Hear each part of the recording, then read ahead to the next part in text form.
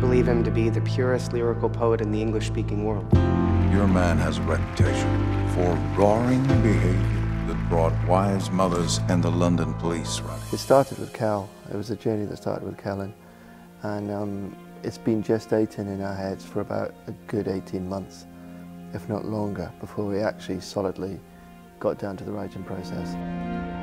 The idea of this poet, this sort of reckless in his nature, irreverent in his behaviour, sort of capable of creating mayhem and beauty within the same sort of minute, as well as this bawdy sense of humour. I was really, really attracted to that story. The story of Set Fire to the Stars is all about Dylan Thomas and his first trip to America, when he was invited across by the poet John M. Brennan, who tried to get him to do a tour around the United States. Come on, boy, Reese. You're happy. Your turn. No, I don't. No, Dylan, take mine.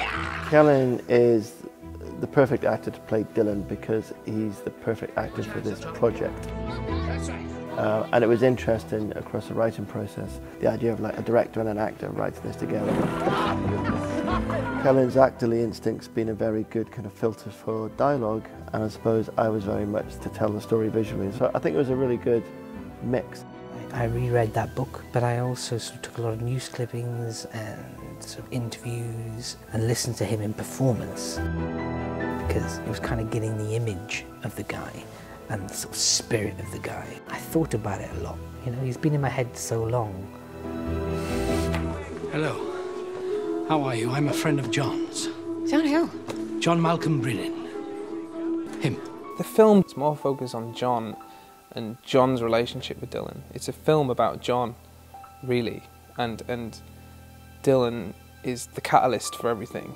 The way that he's contextualized within the course of the screenplay is he's someone that has thought about the written word from a very academic perspective, and meets this person who is completely unacademic.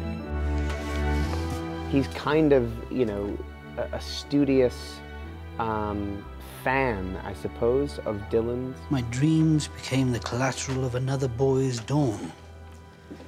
To a chorus of hopeless liars I still walked on, amongst the damned and the hungry who share the same song. If only they knew their work was being read by you. It's very moving. And so you get a sense, certainly, of John's love of Dylan, which shifts his entire perspective and kind of opens up his world to sort of seeing it for what it really is. So he's an interesting character. How do you propose to handle it? I'll improvise.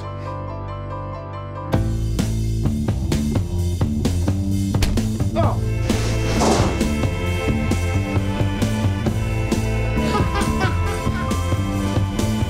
Why'd you have to ruin it? Sorry. There's no secret, John. No holy grail. Just what's in front of all of us.